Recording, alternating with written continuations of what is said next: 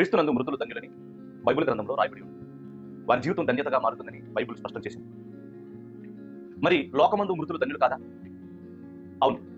లోకమందు మరణించే ప్రతి ఒక్క మరణం కూడా ధన్యకరమైనది కాదు.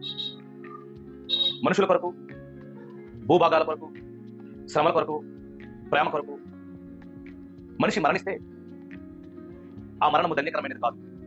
ఎందుకంటే క్రీస్తునందు మృతులు మాత్రమే, వారి మరణం మాత్రమే ధన్యతని బైబిల్ స్పష్టం చేసింది. మరి ఎందుకు లోకమందు మృతులు ధన్యులు కారు అని ఆలోచిస్తే అసలు ఈ లోకానికి మరణం ఎలాగొచ్చిందో ముందు మనం తెలుసుకోవాలి.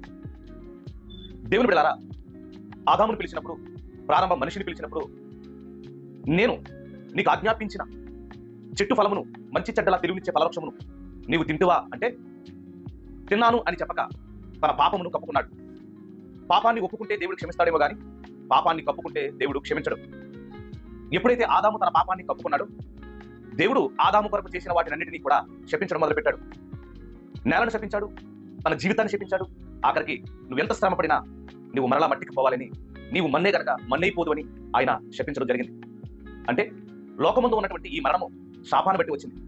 ఒకవేళ అలాగే మరణిస్తే ఈ మరణము ధర్మము కాదు, ఈ మరణము మరో లోకానికి మార్గము కాదు, ఈ మరణము సహజము కాదు, ఈ మరణము శాపగ్రస్తమైనది.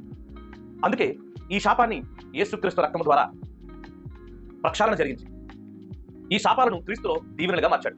అందుకే క్రీస్తునందు విశ్వసించి పాపాలకు ఆయనే క్షమాపణని ఎరిగి, ఒకవేళ ఆయనను విశ్వసించి నీ జీవితాన్ని క్రీస్తులో కొనసాగించుకుంటూ అంతము వరకు సహించి బ్రతికితే, అప్పుడు ఒకవేళ నువ్వు మరణిస్తే ఆ మరణము ధన్యతగా మారుతుంది.